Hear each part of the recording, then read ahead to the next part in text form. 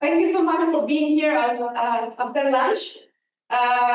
This is going to be tremendously difficult after these giants talking before me, talking about things I wanted to talk about. So this talk is going to be about a bunch of things that try to avoid the others, but it's so difficult. So let's see. And it's overly ambitious, so it's going to be a bit messy. Bear with me, please. So I'll start from here. These are drawings from my older kid, who's called Aida, and she has the same haircut as the robot that flies. Same haircut, but she is amazing. And she lives in this world of rainbows and unicorns and hearts and flowers. It's just amazing. You don't understand it, but she says, these are my friends, and the biggest heart for her product. So there are very specific reasons why. In the last months, I was thinking I wanted to freeze this vision of Aida, this moment in time. I wanted to fix this happiness she has, this joy she has in life, before she can turn into a teenager that paints things that are a bit weird and dark. And these are my vintage paintings that my mom thought would be nice to actually frame and hang around the house. So going back to Aida, what I did at one point, and I'm slightly ashamed of that, is to actually do like, oh, help me see the world through Aida's eyes. And I was playing around with generative AI and actually using her drawing to do that. And this is one way of seeing the city of Torino, which is where I live, through the eyes of Aida. That's a painting from her, and I used that to actually generate this, and I think it's kind of cute. And these are other things I did. They are super cute, right? Robots seen through the eyes of Aida. I love them. And if you're wondering why robots, I actually worked for a very long while, for years in the field of robotics. And a work I did with some colleagues was actually to use generative AI to imagine robots otherwise, from different perspectives, using different metaphors. But that is not really the point here. The point is the date. So the day I was doing this little exercise, I never thought I would share, is the day that this video came out. And yeah, how many of you have never seen it? Never? Okay, so I'm going to keep it up for a little bit. I didn't want to, but I think it's important. And honestly, well, I cannot do one talk.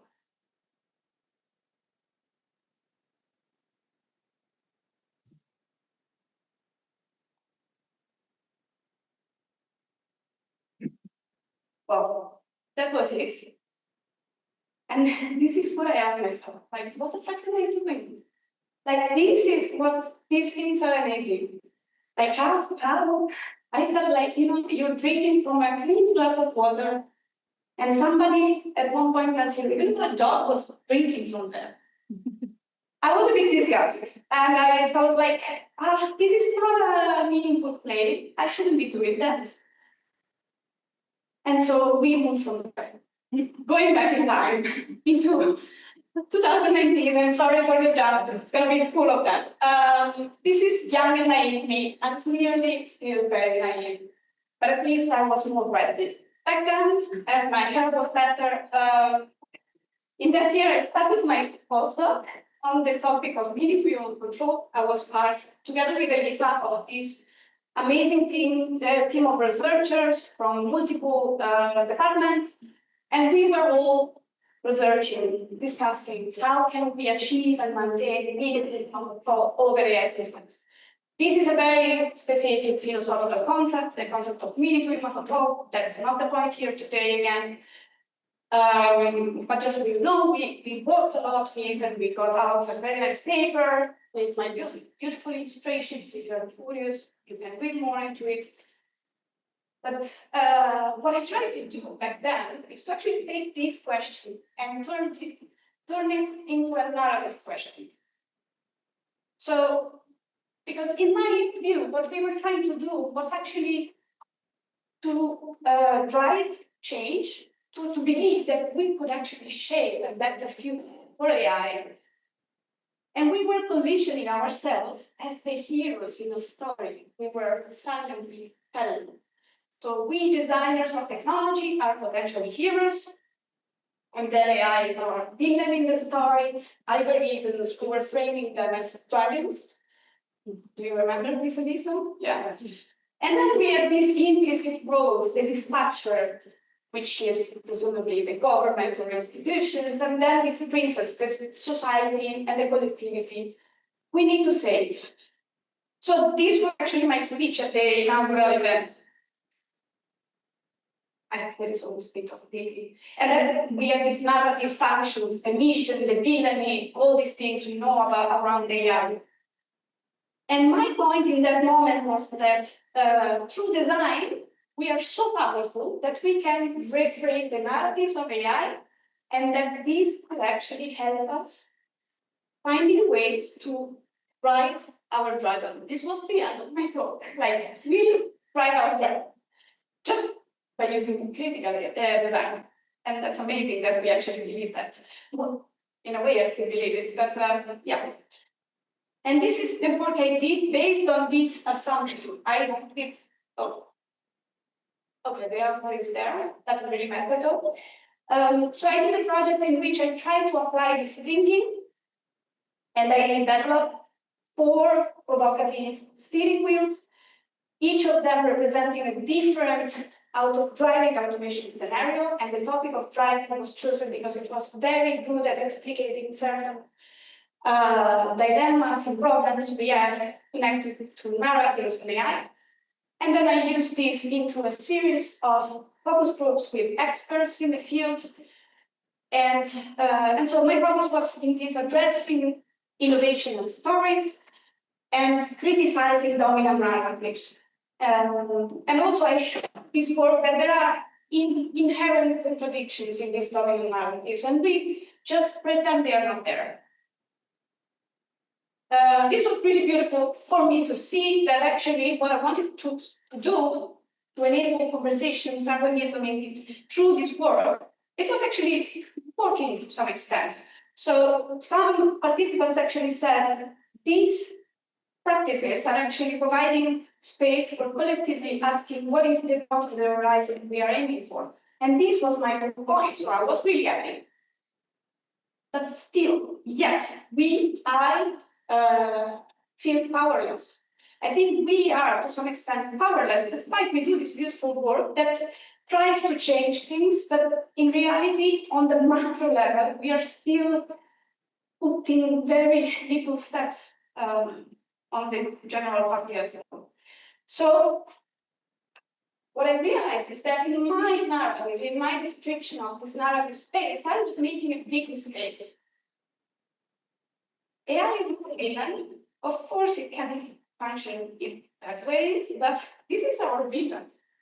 And I mean, I put this picture because it's very recent, because how can you dare doing something like that? But okay, and so our villain turned out to be the government and the main exponent of the most powerful country in the world. And of course, this is not our only villain, especially connected to AI. There are multiple. Just put this one because it's the most fun, probably, and tragic. And he has the best evil helper. I mean, how can you beat him? He has all the technology, all the means to actually realize all the evil plans. And they are doing it. Like, it's insane. It feels like it's a movie. So, you know about Deutsche? Automatic pronunciation, Dutch. Okay, so have you heard about the email that was sent to federal workers in the US asking, what did you do last week? And then that was used to actually decide, through the help of AI, whether somebody was worth having a job or not. And this, to me, feels like a job. Like, it reminds me of the movies we were watching when we were teenagers, in which there was like an example of somebody saying to this group of teenagers, I know what you did last summer, right? But more than a joke, sometimes also feels like a bad dream or a nightmare. And this is the reality I thought, but it could never happen. Like, this is an amazing movie coming from amazing books, but this is it's not something that can really happen. But the movie I about is actually being taken very literally from Elon Musk and being translated into future generation products that are coming for us. Have you seen the launch event of these products, these autonomous buses and taxis, and also humanoid robots? The narrative is really explicitly built on this movie, with no shame. In this movie, these robots are evil. They turn against us. And that's the whole advertisement here. And we are fine, excited. There is people really screaming with excitement about it. And this is really painful for me to watch because, as I said, I've worked a lot in the field of human-robot interaction studies, and what I did together with a lot of other people and joining these courses from a lot of other people before me, we did a lot of critique around these kind of robotics and the robotics we saw in those movies, saying that what we want in society is something else. What people really enjoy and want is not this. And so we did also, to take it here, we did also very nice and speculative work in which we said, what if our relationship with robots is inspired by a tumor, a breach, the concept of fragility, and other things. And then this is what we get. We get this iRobot inspired robots. And we get this guy, this audio here is important actually. This audio? Should coming up. I think the ratio of humanoid robots to humans will probably be at least 2 to 1, something like that.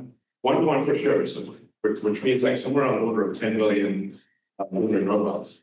Maybe 20 or 30. So I think we're able to probably something ultimately like a billion a year humanoid robots. Like actually. This is amazing. Like, not even thinking about the electronic ways that things will produce, or where do we get the things to actually make them. But the idea of really having this literal translation of iRobot scenario into our lives. Why? And also the name of these robots is, and now I'm missing it completely. I should type it. What's the name of these guys? Yeah, but Optimus.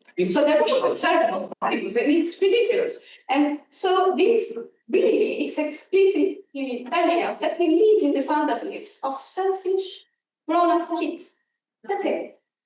Like, that's it. That's the only explanation I did in this talk. And again, so my view, or it's not just my view, I think AI is becoming more and more explicitly a tool, a bad magic tool that actually manifests human degradation, exploitation, colonization, and it's a tool for humiliation. And I think, of course, it's not always like this, not just this, but it is also very much this. Oh, sorry. And, sorry, this is the camera. It's a weird condition, sorry. How many of you know Georgia? No, you don't know Georgia? Yeah. And there is a very specific reason why I call her by her name, which is not the focus here, so I'm not going to explain. But in the face of all this madness, she looks like a proper human being. And this is the total madness we live with. Like, she looks like a decent politician, a good person, and that's better. And of course, she uses specific narratives and specific tricks to feel close to us, feel like a good person, and this is one of those. She's one of us. She does the same things we do, also with generative AI. So she turned herself into a Miyazaki person, a version of herself, which is super cute and friendly, right? And we all turn our pictures into Miyazaki board, and we suddenly have all the memes turned into Miyazaki because we really, really need that. And we can also make version of ourselves in it's like a toy version of our professional life. Not sure what this is. Also, the prompt of this, I didn't search for it. As if this would cost nothing. Like, we now know that actually using generative AI takes a lot of energy. Like, we know that generating one image with non-efficient models can take up like half of the charge of a smartphone. But we don't care. And we know that all this energy that generative AI uses is running and is requiring a huge amount of power and computational power that runs in data centers. And there are predictions that say that by 2034, which is tomorrow, global energy consumption by data centers will match the one currently used by the entire India. And India is big and heavily populated. And of course, it might also translate into other metrics, such as CO2, just not going to read this, sea, and water. And this is a beautiful picture of water from the slab. I find it very funny in a way. So a simple conversation of about 20-50 questions and answers with ChatGPT can require half a liter bottle of water. Again, that's a lot. And if you're wondering, how does it work? How does it consume water? It's again, because when we run data centers, we need a lot of cooling for making data centers work. And that's where we need water to actually make the cooling work. And the funny thing is that to make data centers run on cleaner energy, be more efficient in terms of energy, we often these are built in areas where there is a lot of power, especially solar power available. But in turn, those areas usually are already suffering from is it the word? So they already suffer from lack of water. So yes, that's it. And very often we feel like these things are super distant from us, from our practices. And I was bothered by this for years now. And so what I try to do is to actually reflect how these maintenance of environmental impact relates to my own work. And we have a paper and a review on this for a while now. And basically what we did with some colleagues like David Moreira and Elena Cavalli, we actually took all the images we generated during a 2-day workshop for design students. And basically, I counted all the pictures that I generated and my students generated for a total of 11,000 pictures, about. And I think also the conversion rates are interesting stuff to look at. So for my own work, preparation of slides and helping students actually go through the workshop, I generated 600 pictures, and the ones that I actually ended up using were the 7% of all this total. And for students, it was even less, probably because of experience, whatever. It was not even the 5%. So there is a lot of waste.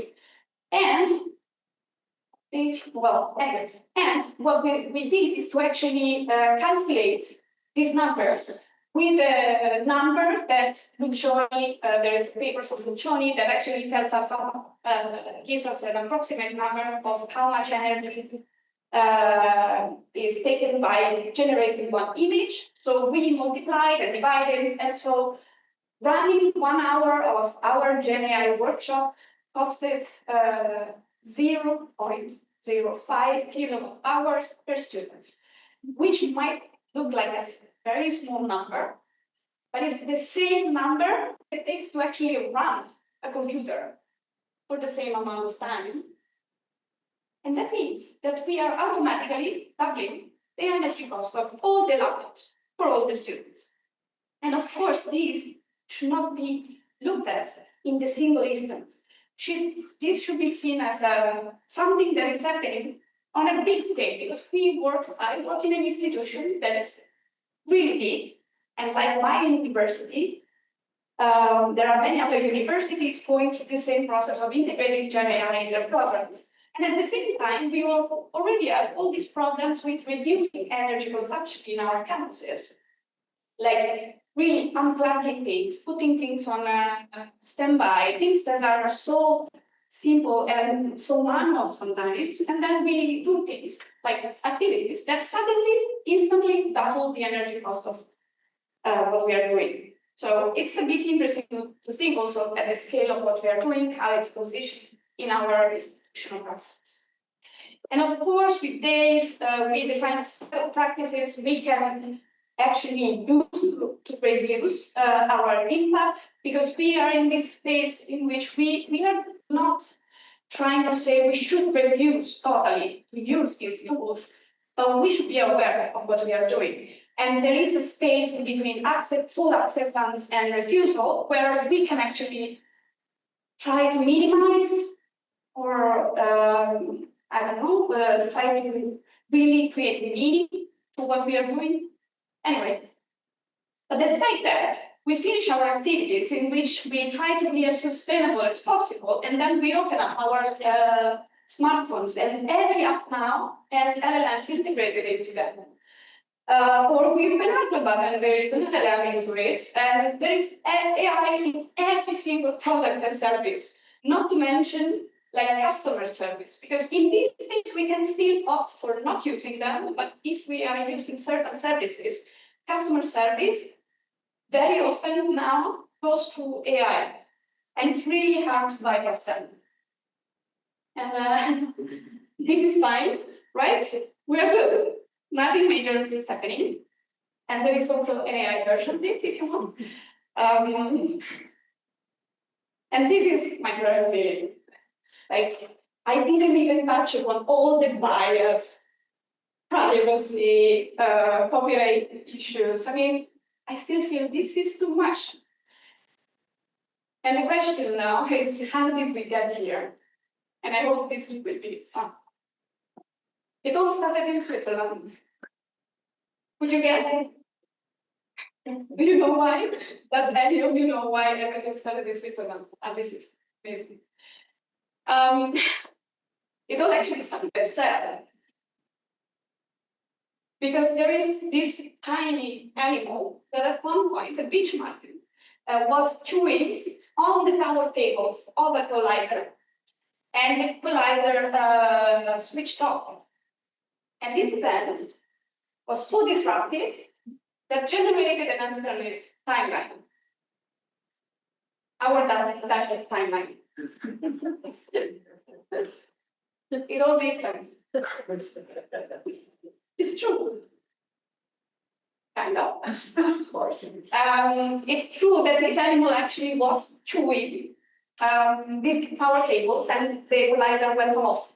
And this was a mess, but yeah, the blue animal also died. The fact that we are living into the darkest timeline, to be honest, is quite credible, because the things we are witnessing are quite dark. But yeah, the multiverse theory, I'm not so confident about that. But the reality is that there is a lot of people that truly believe that this is true.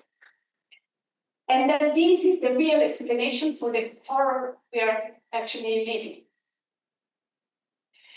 Now, if there is an engineer in the room, maybe would say, well, actually, there is a difference between correlation and causation. Have you experienced this comment, this mansplaining?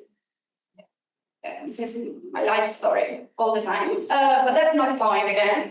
Actually, this darkest timeline theory is not the first time that comes up. There were precedents that feel a bit vintage to me, so I'm not so confident. But already in Star Trek, there was this notion of the mirror universe where there is a darker version of all the characters. And I think it's really important to acknowledge why we need to talk about the darkest timeline. Why do we have to frame our reality as an alternate reality? Because we can't believe it's possible. And for some, it's so unbelievable that this is possible, that there is a thing called R Outside, which is a subreddit Any of you knows about this? It's amazing. Like, this is my greatest discovery this year, I would say.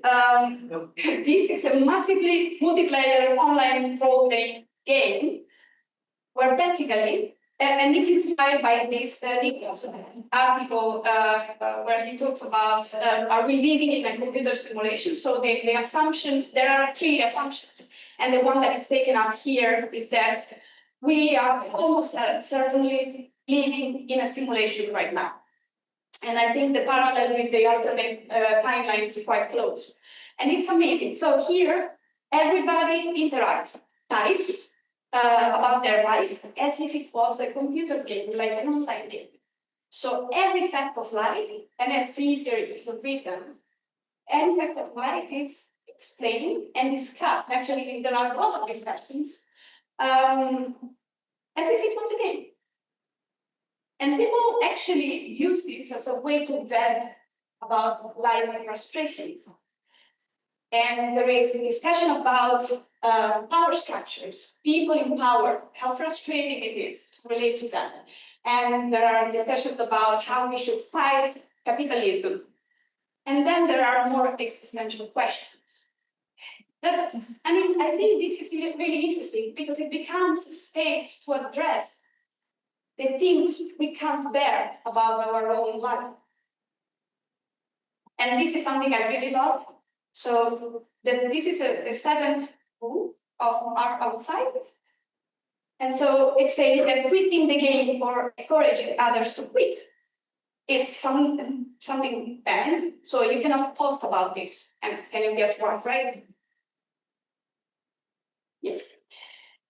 Anyway, And actually, this, for me, it's reassuring because it's the opposite of what we are seeing with certain AIs. Tobias actually mentioned in the discussion, we see like character AI, other LLM-based products that actually allow you to discuss all sorts of things, and there are no guardrails in place for certain very tragic topics. But anyway, to me, it's no surprise then that in a world where reality is really unbelievable, AI can't be any less than magical. It can be. And this is the similar slide, but with purple. Because my theory is that AI is purple. Actually, it's not my theory. There is a lot of resources around it, but it's very similar to what Tobias said. We see there is a canon already around AI in the way it's communicated, narrated, both in the names that products and companies get, in the icons we use to communicate AI capabilities, and this is it's institutionalized. And also, this language of magic, this space of magic, translates also in the way we talk about the products to explain their functionings. So we apply magic methods, or we also apply stage magic principles to shape the interaction we have with AI products. And this is something I studied quite a lot, again, with my colleague David Rust. We studied 52 interaction design projects from students at the TU Delft. The projects came out from the first day was coordinating, and I was teaching in as well as Joanna. And the projects are amazing because they give us a variety of examples of how students actually see AI. And based on this, we actually defined a taxonomy of magic and enchantment around AI product development. And what we basically say is that there is a bunch of strategies that actually support the design for enchantment, increase the enchanting power of AI products, and there are some others that actually decrease it. So do the work of designing through disenchantment. And with no surprise, unfortunately, the vast majority of projects from students falls into the space of enchantment. Because we heard before, it's intrinsic in making technological projects work seamlessly to create some sense of enchantment and magic. But at the same time, with AI, sometimes it becomes really important to do the work of disenchantment. one thing that really came also out from students' work is that very often we summon AI as this supernatural entity. We unconsciously do that. We assume that there are some superhuman capabilities that we can summon to help us. And this was really explicit in a lot of projects like this one, which is a tool for actually supporting therapy sessions, and the AI is supposed to give suggestions for how to better steer a conversation about yourself. I don't know. But of course, magic contributes to masking AI's exploitative organics, power struggles, and dramatic environmental impacts. Because we focus, it doesn't make us focus on the bad side of things, the mechanics behind, but only on the experience. And so going back to our timeline, sorry, that's an update. Anyway, the question is, how do we get out of the darkest timeline, at least the AI part of it? Because I think they are intertwined, and in this event we're talking about the AI part, and especially this kind of discourse around AI. One way to do it is to actually understand what's behind the magic and try to unmake it.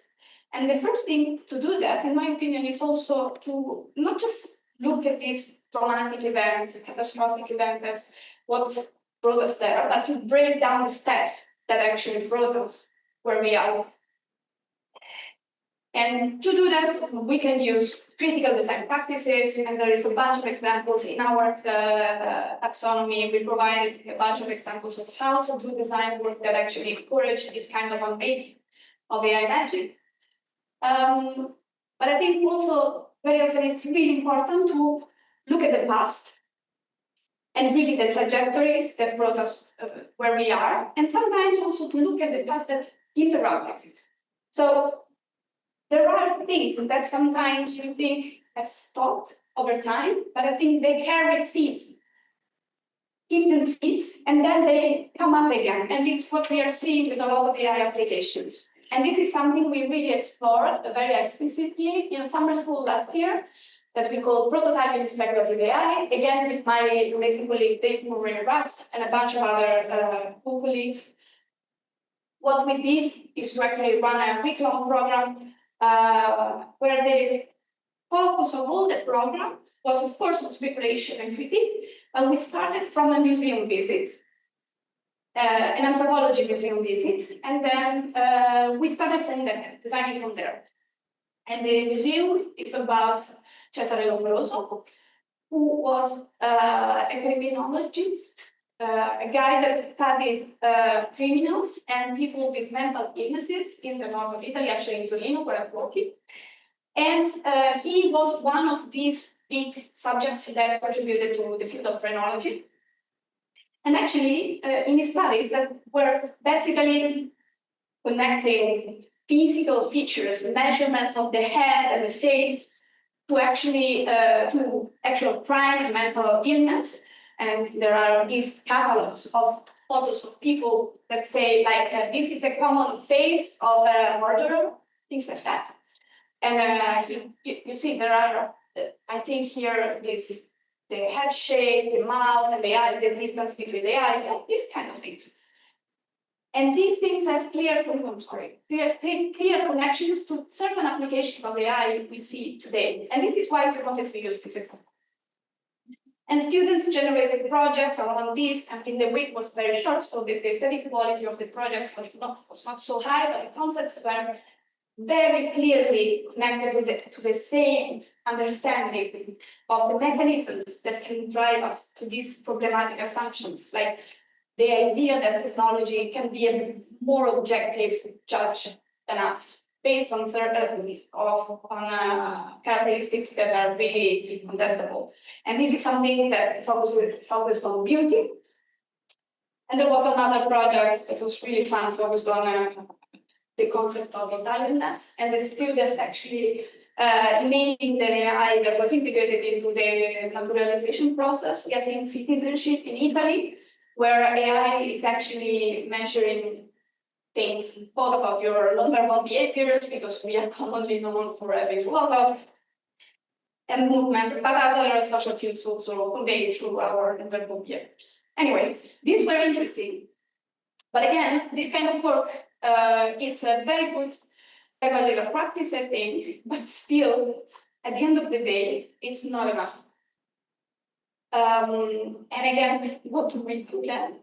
I think we need to draw between those two to better timelines, and this is why that's the title of my talk. And I don't mean like literally, but more metaphorically, but I really wanted to put these pictures because I loved Fringe as a student. Do you all know, or you're too young for that? No?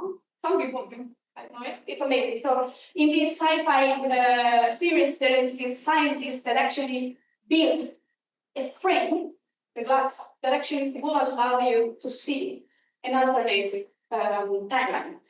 That's not what I'm meaning. But I think what we should do to actually draw windows into better timelines, to envision a better present, is to understand what makes this a better timeline. What would make our reality a better place? And I think these are some of the things which we should focus on. And this is super cheesy, I know, I'm sorry. So happiness, freedom, wisdom, love, friendship, humanness, solidarity, offers an horizon of meaning and draw a path for us to practice hope. And this is not something I invented, it's something that comes from a beautiful book, The Spirit of Hope, by Byung-Chul Han, which is an amazing philosopher of our times, and I think it connects very much to what I'm trying to say. And he actually talks a lot about hope and makes a clear distinction from optimism. What we need right now, in the face of this feeling powerless and feeling lost and asking ourselves, how did we get here? We need hope, and actually we have hope in our everyday experience of life. And hope actually stems from desperation. So if we feel all those bad things, that doesn't mean that there is no way forward. Maybe we are not optimists, but that's good, because optimism is not very generative, it's a static condition, while hope gives us a drive to actually move forward and tend to create a better future. And again, this is not my theory. And in all this, I think what we should do sometimes is to forget about AI for a moment. We have so many metaphors, so many interpretations of AI. I think we have so much about AI right now. I think we can pause it a bit and center on people. And this is where I'm going to advertise my own project. In the coming 3 years, can I do that? In the coming 3 years, I will actually work with a lot of people. I will try to reach as many people as possible, communities as possible, to collectively envision better timelines and question whether AI has a role to play within them. Like, that's not a given. And this is incredible. I feel very lucky because I've got a huge amount of money to do that. I will create a team to do that, and hopefully I will invite a bunch of people also to do things with me. So it's really exciting. And this is not part of the community I'm going to invite, just in case. And these are some of the things that are in my better timeline. Like, I'm not going to explain them, but just to give you a sense of what a better timeline looks like. And so for me now, the question is, how can we present the love, solidarity, and care to design a present we want to live in? And then we'll see what to do with AI. Oh, also, well, yeah. Going back to our question, also, who are we on this? And this is the question, because I don't think we are a hero. Yeah. Thank you.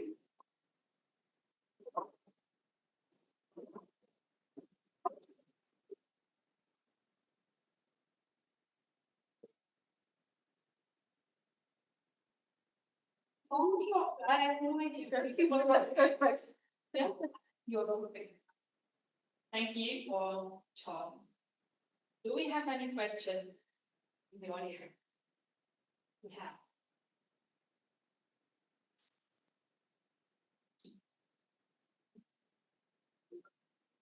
why is AI fertile? No, I'm curious.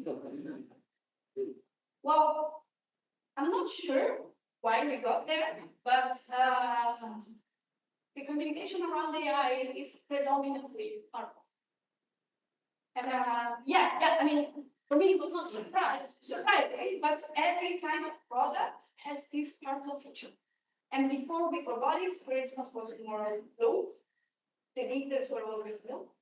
And I mean, there are actually articles into that, but I was also interested in really deeper, but it's something I noticed. There is this constant. And then when we have new categories that emerge in a way, we need to codify ways to talk about them, to recognize them, and also for if you are implementing features into existing products, it's good to have a common language so that people quickly know that's the AI nature. This is also why we always use the same categories of items and stuff.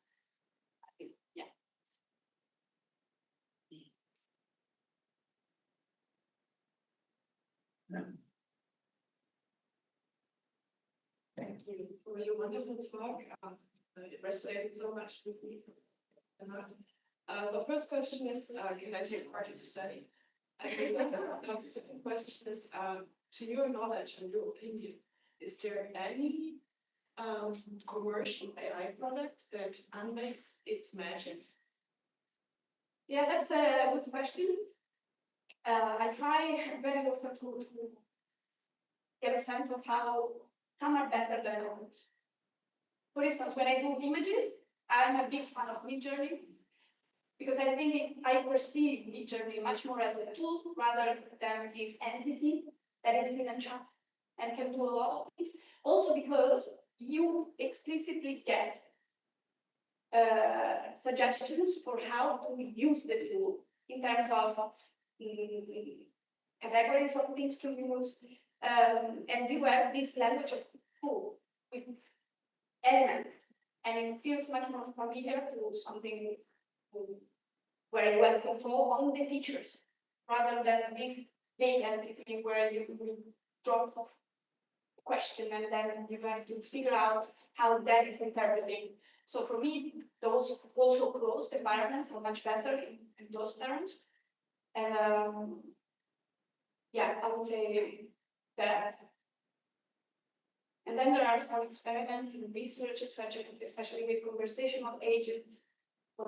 People use some conversation styles and answers to actually limit the perception of omniscience.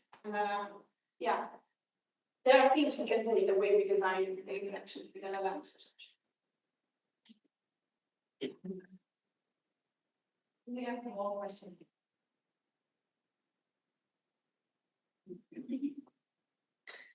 So I wonder what design approaches we could use to get to these values that you described, solidarity and love, and thinking that, well, you mentioned participation, that's really important. And I wonder if the tools we were using so far are still relevant, or the way even we use participation is still relevant, or we need completely new methods. Yeah, that's a good question. Thank you. Maybe you know my project and you know I didn't say anything about it. So this is exactly the focus of what I want to work on, like building new ways of actually doing the work of participation around AI, starting from two assumptions.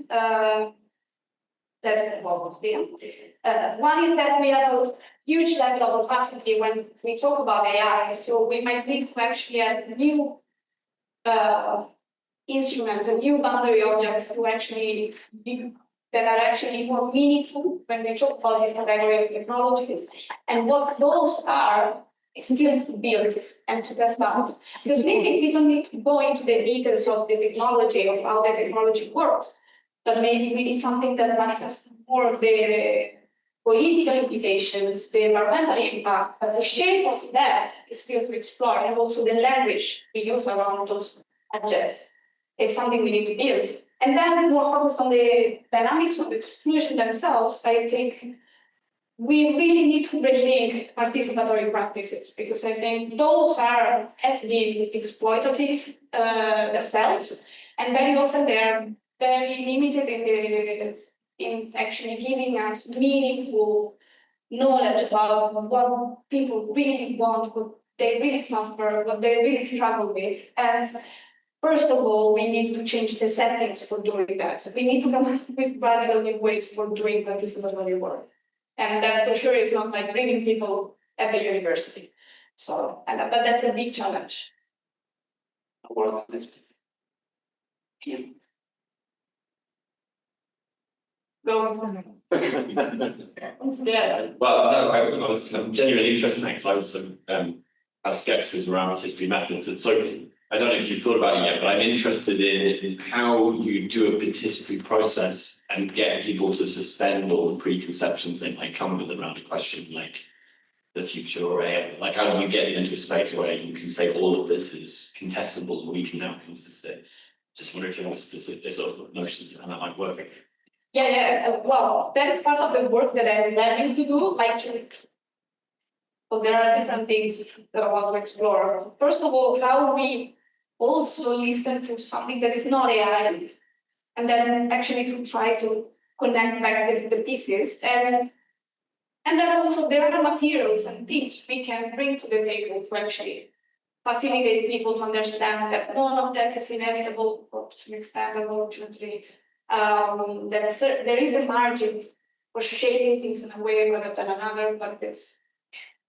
I will tell you in 3 years. Okay. I love my PhDs. Yeah. Have some time for more questions. Maybe then I have one. You were talking about disenchanting AI and that it's important to understand what's behind or what's behind the AI magic. And I think this is a topic that concerns us a lot in design education or in education in general. How far do you think we have to go? Like, do we all have to understand the technical foundations of AI to understand what's behind, or is it more on an upper level? Yeah, I think, well, it's impossible for all of us to understand all the technological side of it, the mechanics, the technical workings of AI, especially for the general public. It's important to have resources that can help us navigate this space a bit, but I think very often even knowing and having an opinion about the impacts of AI is important. And also what you were saying, the preconceptions, it's important to understand also that level, like why do we have resistance to certain aspects of AI or uses of AI, and understanding them might help us also shape resources and languages that can help us overcome it if it's necessary or actually address it. So yeah, I think I wouldn't say all of us we need to have technical competence of AI, totally not. But some level of literacy, and this is what everybody is talking about now, yes. And that can vary a lot. And I think it needs to vary a lot also depending on the context.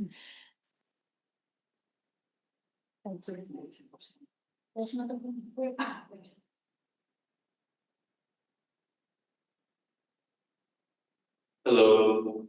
Ooh. What does it mean now living in a reality where it's not just humans now creating culture, but now it's artificial intelligence as well creating culture?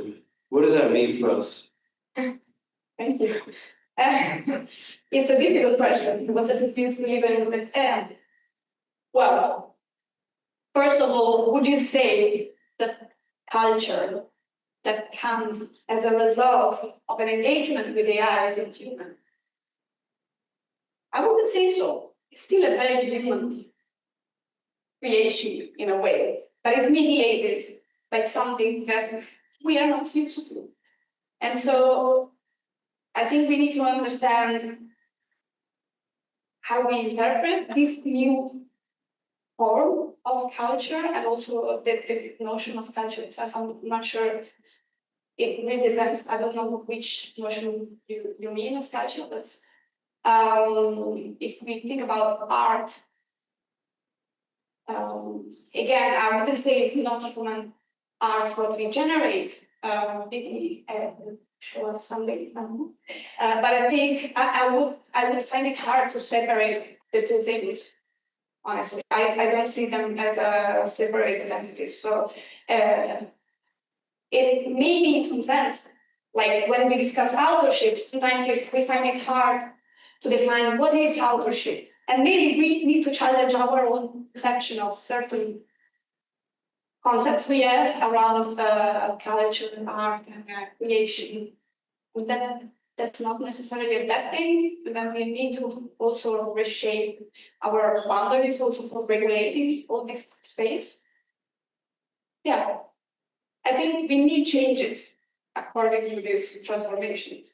But yeah, I totally wouldn't separate the two entities.